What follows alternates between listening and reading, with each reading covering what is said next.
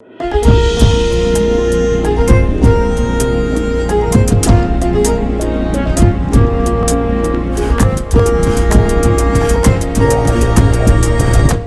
ጤና ይስጥልን የተከበራችሁ የፈታ ዴይሊ ቤተሰቦች የሰዓቱን መረጃ ይዘን ተገኝተናል።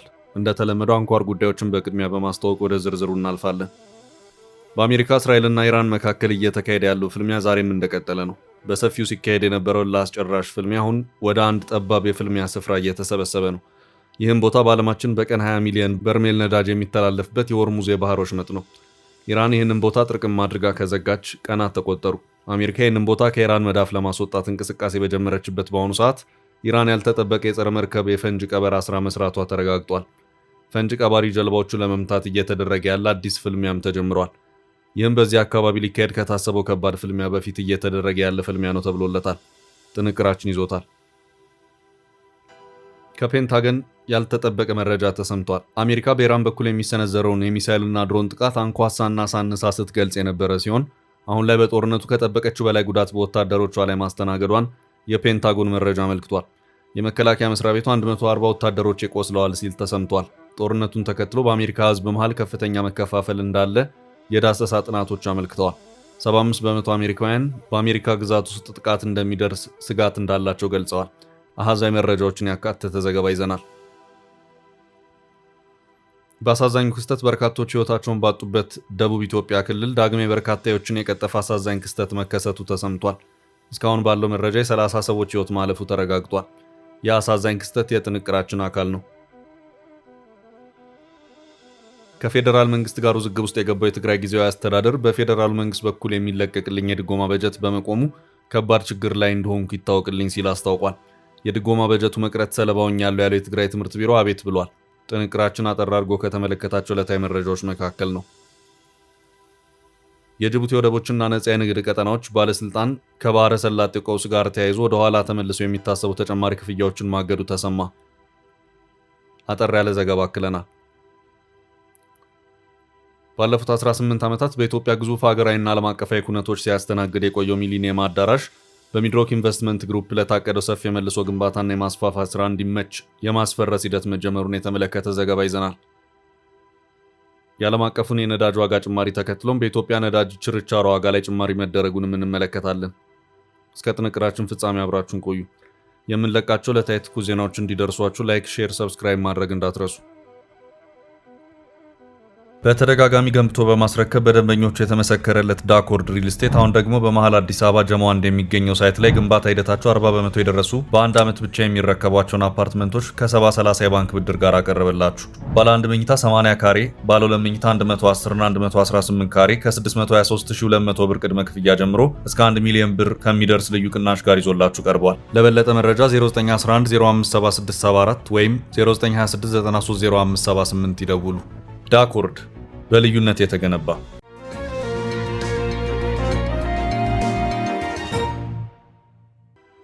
የከባዱ ቅድመ ፍልሚያ ዛሬ ተጀመረ።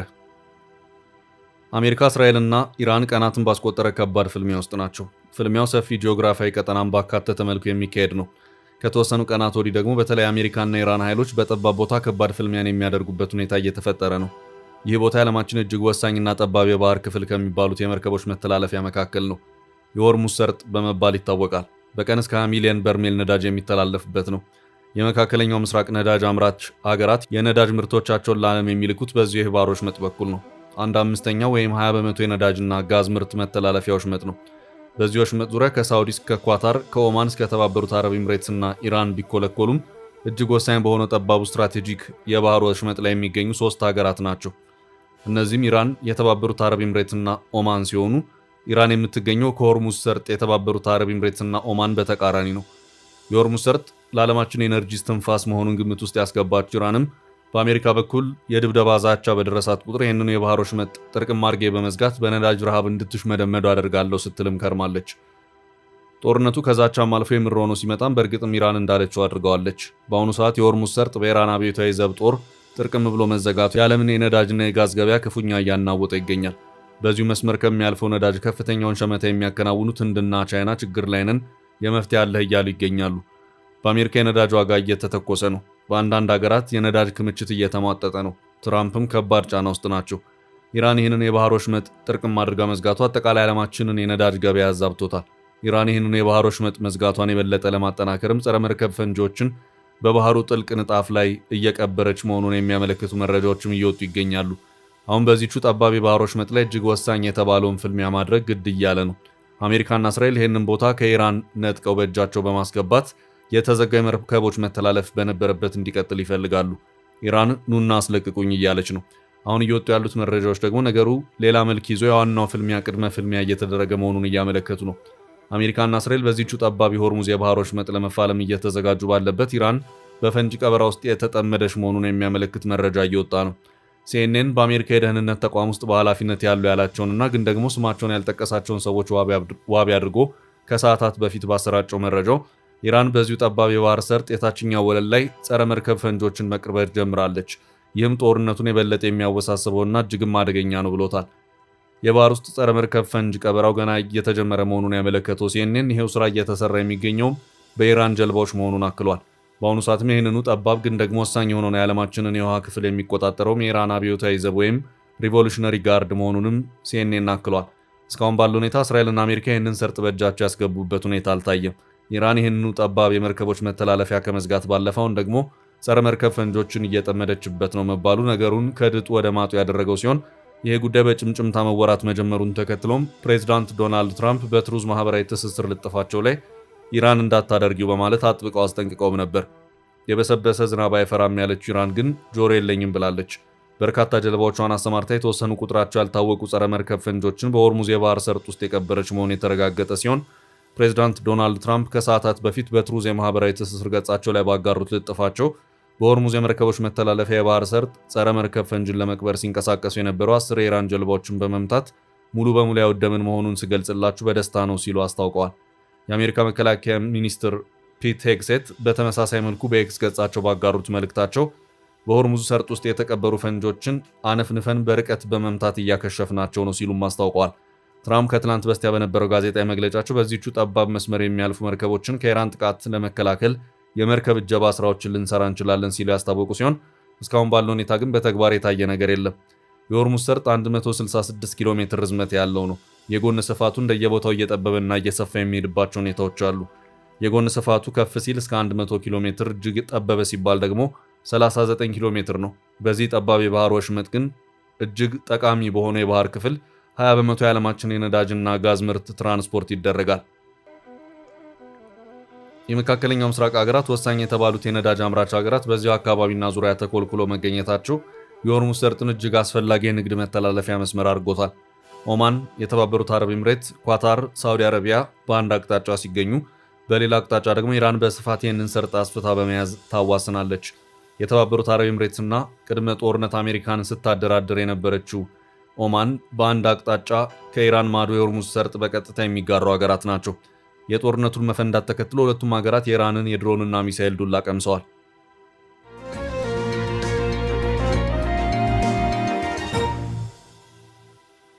በቀጣይ ርዕስ አሜሪካ በግልጽ አመነች። በጦርነት የተከፋፈለው የአሜሪካ ሕዝብ። የአሜሪካ እስራኤል ኢራን ጦርነት 12ኛው ቀን ላይ ይገኛል። ታዲያ ከፔንታጎን ያልተጠበቀ መረጃ ተሰምቷል። አሜሪካ በኢራን በኩል የሚሰነዘር የሚሳኤልና ድሮን ጥቃትን አንኳሳና አሳንሳ ስትገልጽ የነበረ ሲሆን አሁን ላይ በጦርነቱ ከጠበቀችው በላይ ጉዳት በወታደሮቿ ላይ ማስተናገዷን የፔንታጎን መረጃ አመልክቷል። የአሜሪካ ጦር መስሪያ ቤት ደርዘን ቀናት በደፈነው ጦርነት ከ140 በላይ ወታደሮቹ ላይ ጉዳት መድረሱን ለመጀመሪያ ጊዜ አምኗል። ጦርነቱ አሜሪካና እስራኤል ሀብለው ካስጀመሩበት ፌብሩዋሪ 28 አንስቶ የሞቱ ወታደሮች ቁጥርም 8 መድረሱን ፔንታጎን አሳውቋል።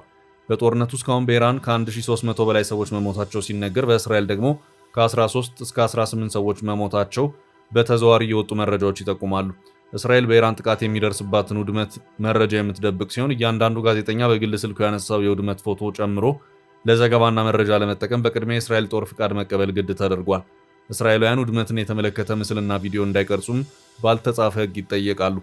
ፔንታጎን ታዲያ አሸናፊ እየሆንኩበት ነው በሚለው በዚህ ጦርነት በቀጥታ የተጎዱ ወታደሮች ብዛት 140 መሻገሩን ማመኑ እያነጋገረ ይገኛል።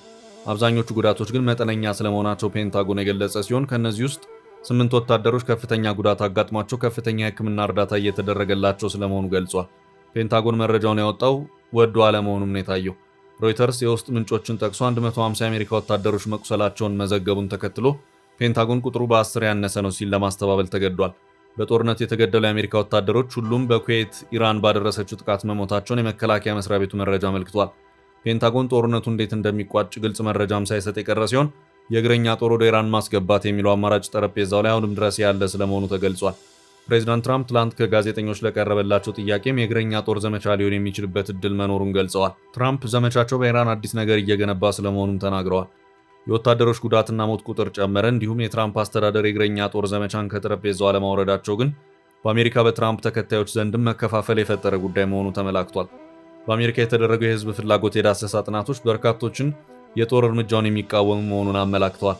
ከ53 በመቶ እስከ 56 በመቶ አሜሪካውያን የጦርነት ዘመቻውን ሲቃወሙ ከ40 እስከ 44 በመቶ ደግፈውታል።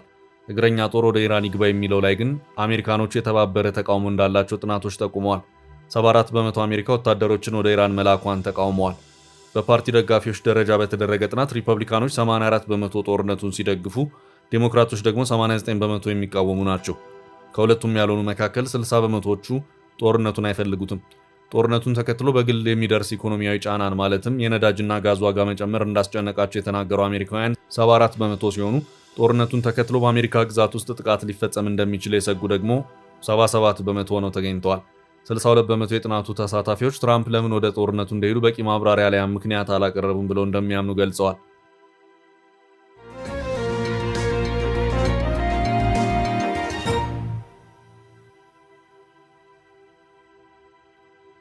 በቀጣይ መረጃ የጋሞ አሳዛኝ ክስተት።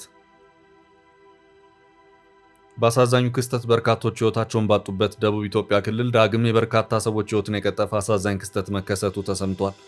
በደቡብ ኢትዮጵያ ክልል ጋሞ ዞን ደጋማ ቀበሌዎች የጣለው ከባድ ዝናብ ባስከተለው ጉዳት ምክንያት የ30 ሰዎች ሕይወት ማለፉን የዞኑ አስተዳደር አስታውቋል። አደጋው የተከሰተው ከሰሞኑ በተከታታይነት እየጣለ ያለውን ዝናብ ተከትሎ መሆኑን የዞኑ አስተዳደር አመላክቷል። ጉዳት ለደረሰባቸው ዜጎች አስፈላጊ ሰብአዊ ድጋፍ እንደሚደረግም ተጠቁሟል። የዞኑ አስተዳደር ትላንት ባወጣው መግለጫ የሞት አደጋው በተለያዩ ወረዳዎች የተመዘገበ መሆኑን አመላክቷል። አደጋው የሰው ሕይወት ከመቅጠፉም ባሻገር የህዝብ ማመላለሻ መንገዶች በናዳ በመዘጋታቸው የአካባቢው ነዋሪዎች የዕለት ተዕለት እንቅስቃሴና የነፍስ አድን ስራዎች ክፉኛ ተስተጓጉለዋል። የጋሞ ዞን አስተዳደር ለተጎጂ ቤተሰቦች ሐዘኑን ገልጾ አስፈላጊውን ድጋፍ ከሚመለከታቸው አካላት ጋር በቅንጅት እያደረግኩ ነው ብለዋል። መግለጫው ሰፊውን ቦታ የሰጠው ኃላፊነቱን ወደ ማህበረሰቡ በሚገፉ የጥንቃቄ ማሳሰቢያዎች ላይ ነው። አስተዳደሩ ገደላማና ተዳፋት ቦታዎች ላይ የሚኖሩ ነዋሪዎች ዝናብ በሚጥልበት ወቅት ራሳቸውንና ቤተሰባቸውን ወደ አስተማማኝ ስፍራ እንዲወስዱ፣ የመሬት ስንጥቆችንና አዳዲስ ምንጮችን በንቃት እንዲከታተሉ እንዲሁም ከወንዝ ዳርቻዎች እንዲርቁ አሳስቧል። በተያያዘም በዞኑ በተለያዩ አካባቢዎች ከፍተኛ የጎርፍና የመሬት መንሸራተት ስጋት መጋረጡ ተገልጿል። በተለይም በአርባ ምንጭ ዙሪያ ወረዳ ቆላ ሼሌ፣ ሼሌ ሜላ እና ኤልጎ ቀበሌያት፣ በከምባ ዙሪያ ወረዳ ባልታ ቀበሌና አካባቢው ከፍተኛ የጎርፍ አደጋ ሊከሰትባቸው የሚችሉ ቀጠናዎች መሆናቸው ተነግሯል። በመሆኑም በእነዚህ አካባቢዎች የሚኖሩ የህብረተሰብ ክፍሎች የከፋ አደጋ እንዳይደርስ አስፈላጊውን ጥንቃቄ እንዲያደርጉና ተጋላጭ ከሆኑ ስፍራዎች ራሳቸውን እንዲያርቁ መልእክት ተላልፏል። በደቡብ ኢትዮጵያ የመሬት መንሸራተትና የጎርፍ አደጋዎች የሚከሰቱ ሲሆን ከዚህ ቀደም ከባድ ዝናብ ባስከተለው የጎርፍና የመሬት መንሸራተት ከ250 በላይ ሰዎች ሞተዋል።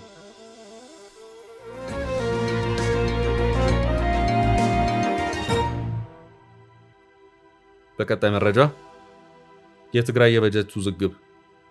ከፌዴራሉ መንግስት ጋር ውዝግብ ውስጥ የገባው የትግራይ ጊዜያዊ አስተዳደር በፌዴራሉ መንግስት በኩል የሚለቀቅልኝ የድጎማ በጀት በመቆሙ ከባድ ችግር ላይ እንደሆንኩ ይታወቅልኝ ሲል አስታውቋል። የድጎማ በጀቱ መቅረት ሰለባ ሆኛለሁ ያለው የትግራይ ትምህርት ቢሮ አቤት ብሏል። የትምህርት ቢሮ በከፍተኛ የገንዘብ እጥረት በክልሉ የሚገኙ ትምህርት ቤቶች ሊዘጉ ጫፍ ላይ ደርሰዋልም ሲል አስታውቋል። ቢሮ ለትምህርት ሚኒስቴርና ሌሎች አጋሮች በጻፈው ደብዳቤ ፌዴራል መንግስቱ ከጥቅምት 2018 ዓ.ም ጀምሮ የትግራይን የድጎማ በጀት በመያዙ ለመምህራን በቋሚነት ደሞዝ መክፈል አልተቻለም ብሏል። ዓለም አቀፍ አጋሮች ፌዴራል መንግስቱ የትግራይን የድጎማ በጀት በአፋጣኝ እንዲለቅ ግፊት እንዲያደርግ፣ የመምህራኑን ደሞዝ ለመሸፈንና የትምህርት መሳሪያዎችን ለማሟላት አፋጣኝ የገንዘብ ድጋፍ እንዲሰጥ ጥሪ አድርጓል። ዓለም አቀፍ አጋሮች የሚያደርጉት አፋጣኝ የገንዘብ ድጋፍ ትምህርት ቤቶች እንዳይዘጉና በሚሊዮኖች የሚቆጠሩ ህጻናት ትምህርታቸውን እንዲቀጥሉ እንደሚያስችል ገልጿል። እስካሁን ባለው ሁኔታ በዚሁ የድጎማ በጀት ቀረብን ዙሪያ የፌዴራሉ መንግስት ያለው ነገር የለም።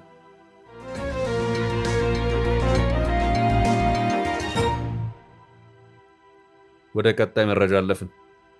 የኢራኑን ጦርነት ተከትሎ በኢትዮጵያ የተስፋፋው ህገወጥ የነዳጅ ንግድ። በመካከለኛው ምስራቅ በተከሰተው ጦርነት ሳቢያ በኢትዮጵያ የነዳጅ ችግር የበለጠ መባባሱ ተሰምቷል። ህገወጥ የነዳጅ ግብይት በበርካታ የሀገሪቱ አካባቢዎች የተስፋፋ ሲሆን በሊትር እስከ 500 ብር እየተሸጠ ነው። የንግድና ቀጠናዊ ትስስር ሚኒስቴር የመጋቢት ወር የነዳጅ ምርቶች የችርቻሮ መሸጫ ዋጋ ላይ ጭማሪ አድርጓል። ከትላንት መጋቢት 1 2018 ዓ.ም ከሰዓት በኋላ ጀምሮ ተግባራዊ በተደረገው ጭማሪ ነዳጅ ናፍጣ በሊትር 139 ብር ከ48 ሳንቲም፣ ኬሮሲን 146 ብር ከ14 ሳንቲም፣ ቀላል ጥቁር ናፍጣ 137 ብር፣ ከባድ ጥቁር ናፍጣ 133 ብር ከ45 ሳንቲም፣ ቤንዚን 132 ብር ከ18 ሳንቲም፣ የአውሮፕላን ነዳጅ 145 ብር ከ23 ሳንቲም ሆኗል። የዋጋ ጭማሪው በነጭ ናፍጣ ላይ 10 ብር፣ ኬሮሲን ላይ 7 ብር፣ ቤንዚን ላይ 3 ብር መሆኑን የንግድና ቀጠናዊ ሚኒስቴር መረጃ ያመለክታል። መደበኛ የነዳጅ ምርቶች መሸጫ ጭማሪ ከመደረጉ ቀደም ብሎ በተለይ ካለፈው የካቲት ወር መጨረሻ ሳምንት ወዲህ የህገወጥ ነዳጅ ዋጋ በከፍተኛ ደረጃ ንሯል። በተለያዩ የክልል ከተሞች የተፈጠረውን የነዳጅ አቅርቦት እጥረት ተከትሎ በሊትር እስከ 500 ብር ድረስ እየተሸጠ መሆኑን ዋዜማ አደረግኩት ያለውን ማጣራት ጠቅሶ ገልጿል። መደበኛ የነዳጅ አቅርቦት እጥረት በተከሰተበት ትግራይ ክልል 1 ሊትር ናፍጣ እስከ 550 ብር ድረስ እየተሸጠ መሆኑን ከክልሉ አሽከርካሪዎች ተሰምቷል። መቀሌን ጨምሮ በትግራይ ክልል ከተሞች ቀደም ብሎ በሊትር እስከ 450 ብር ድረስ ሲሸጥ የነበረ ቢሆንም ካለፈው ሳምንት ወዲያ 550 ብር እየተሸጠ መሆኑን የተነገረው።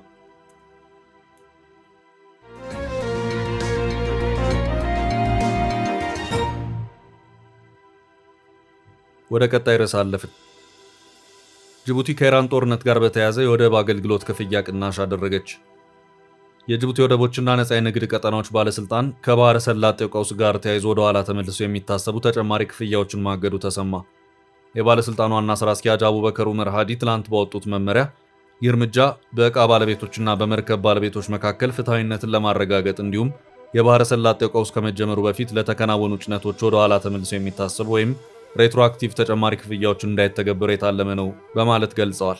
በመካከለኛውና በምስራቅ አውሮፓ ታዋቂ የሆነው ግሬኮ የተሰኘው የኮርፖሬት ስጋት አማካሪና ኢንሹራንስ ብሮከር ትላንት ባወጣው ሪፖርት ዓለም አቀፍ የመርከብ ትራንስፖርት ተጨማሪ ጫና ውስጥ መውደቁን አመልክቷል። ከውጭ ንግዷ 95 በመቶ በላይ በጅቡቲ ወደብ ላይ ለምትተማመነው ኢትዮጵያ የዚህ ሁኔታ ተጽዕኖ ከፍተኛ ሊሆን እንደሚችል ከሰሞኑ ሲነገር ነበር። የውጭ ጉዳይ ኢንስቲትዩት አይኤፍኤ መረጃ እንደሚያሳየው በ2017 ዓ.ም ብቻ 9.5 ሚሊዮን ቶን የኢትዮጵያ ዕቃ በወደቡ በኩል አልፏል። ዓመታዊ ወደብ ነክ ክፍያዎች ከ1.5 እስከ 2 ቢሊዮን ዶላር እንደሚገመቱ የተገለጸ ሲሆን ይህም ኢትዮጵያ በ2017 ዓ.ም ከውጭ ንግድ ከምትጠብቀው 5.3 ቢሊዮን ዶላር ገቢ ውስጥ ሲሰላ ወደ 1/3 ገደማ መሆኑ ተጠቁሟል። የጅቡቲ ውሳኔ ታዲያ በመጠኑ የጦርነትና የዋጋ ንረት ጫናውን የሚቀንስ ስለመሆኑ ተገልጿል።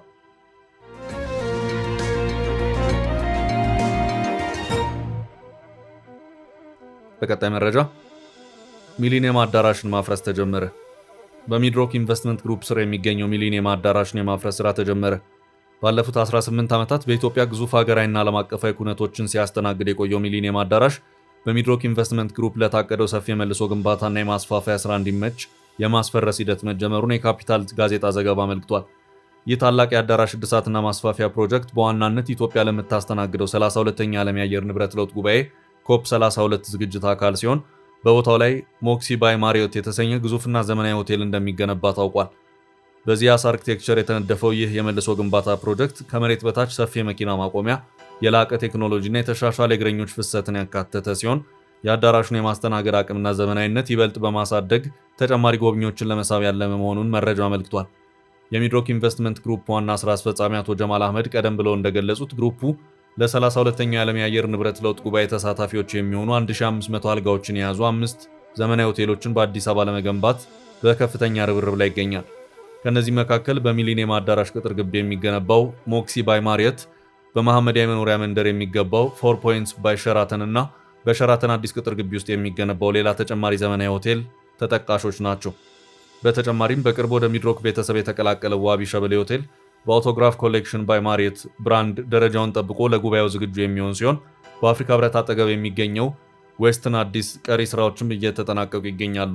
ግሩፑ ከአዲስ አበባ በተጨማሪ በክልል ከተሞችም የሆቴል ኢንዱስትሪውን ለማስፋፋት በርካታ ስራዎችን እያከናወነ ይገኛል።